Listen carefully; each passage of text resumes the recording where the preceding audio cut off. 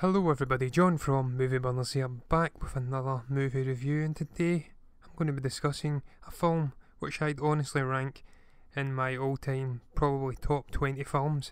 I feel that they need to really try and spread the word about this British indie cult classic wherever and whenever is possible, which I personally think has never gotten the credit and love that it deserves. The film I'm talking about is the 2004 release Dead Man's Shoes, directed by Shane Meadows, a man that's probably more famous for his This Is England films. It doesn't feature an all-star cast or even a traditional A-list lead actor, but don't let this dissuade you any, because it is an engrossing, simple little story that never grows old even after a good dozen viewings.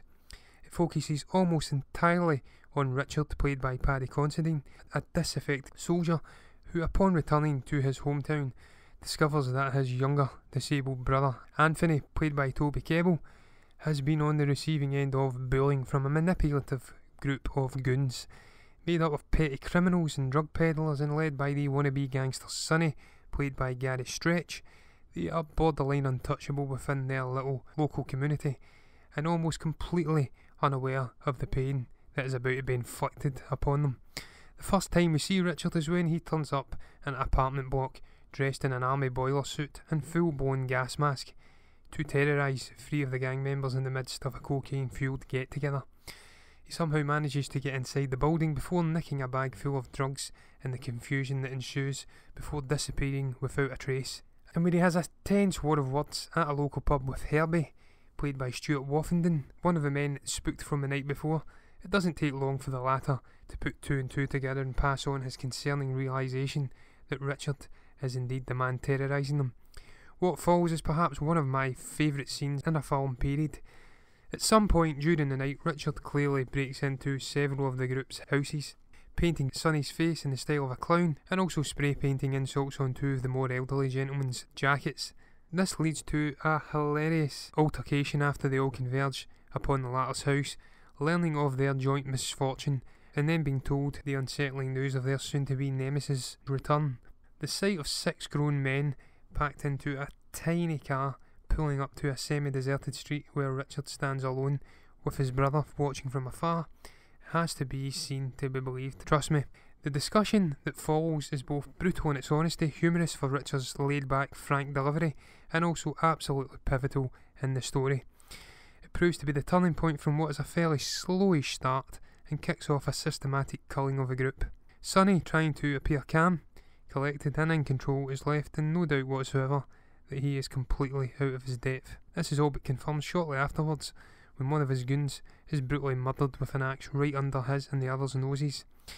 They try to hit back immediately, of course, in a brief moment of misplaced bravery, but they only manage to accidentally shoot the other elderly chap in the head in a failed attempt at a trap, whilst an unflinching Richard calmly approaches them with an axe.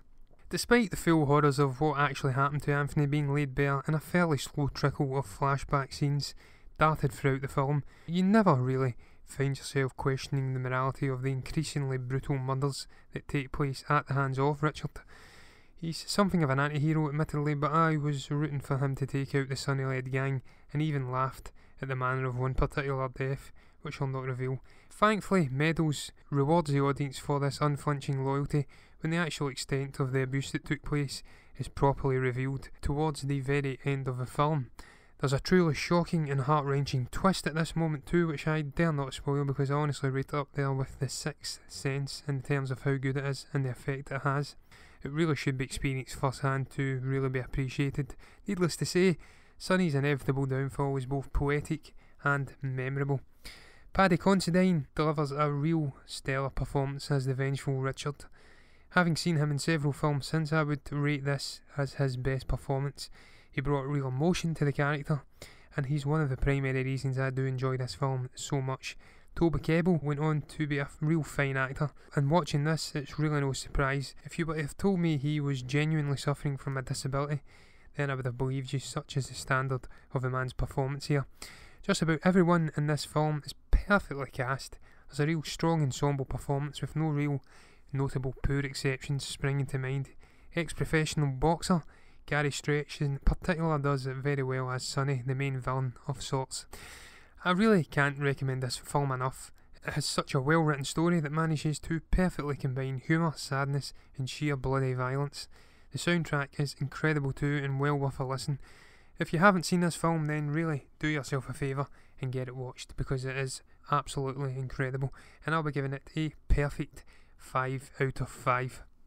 Remember guys, if you're enjoying the content we're putting out, then do subscribe to us on YouTube, iTunes and Google Play, whilst also giving us a little follow on Facebook at Movie Burner Entertainment and on Twitter at Movie Burners. You can also catch up with all the latest reviews we're putting out on the Movie Burner blog at movieburnerintertainment.org.